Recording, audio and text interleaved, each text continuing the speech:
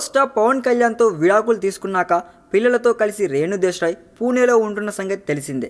అక్కడే ఉంటూ సినిమాలు తీసుకుంటున్న ఈమె మధ్య మధ్యలో పవన్కి సంబంధించిన పాత సంగతులు గుర్తు చేసుకుంటూ ఉంటుంది. కొడుకు అకీరా, కూతురు ఆద్యాల విషయాలను తన పవన్ అభిమానులతో పంచుకుంటూ ఉంటుంది రేణు. గతంలో పవన్ కళ్యాణ్ను స్వయంగా తనే తీసిన ఓ ఫోటోను రేణు దేశాయ్ అభిమానులకు షేర్ చేసింది.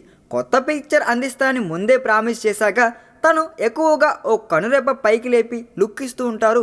ఆయన స్కిన్ టోన్ అద్భుతం. ఎప్పుడు చూసినా నేను జలస్ ఫీల్ అయిపోతుంటా. నేను ఈ ఫోటోను ఎడిట్ చేయలేదు. ఇక్కడ కనిపిస్తున్న స్కిన్ టోన్ ఒరిజినల్.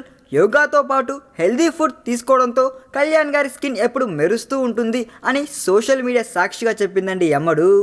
మాజీ భర్త సంగతులు బాగానే ఉన్నాయి, కానీ ఇప్పుడు సడన్గా పవన్ను రేణు ఎందుకు గుర్తు చేసుకుందా అనిపిస్తుంది కదండి మీకు.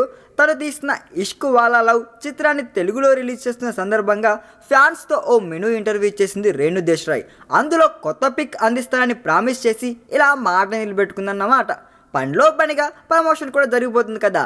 అయితే ఇష్క్ వాలా లవ్ ఆల్రెడీ టీవీలో రిలీజ్ అవ్వగా మరో 2 ఏళ్ల వరకు అమ్మడికి సంబంధించి ఏ ఒక్క సినిమా కూడా తెరపైకి వచ్చే ఛాన్సే లేదంటండోయ్. అదే సంగతి.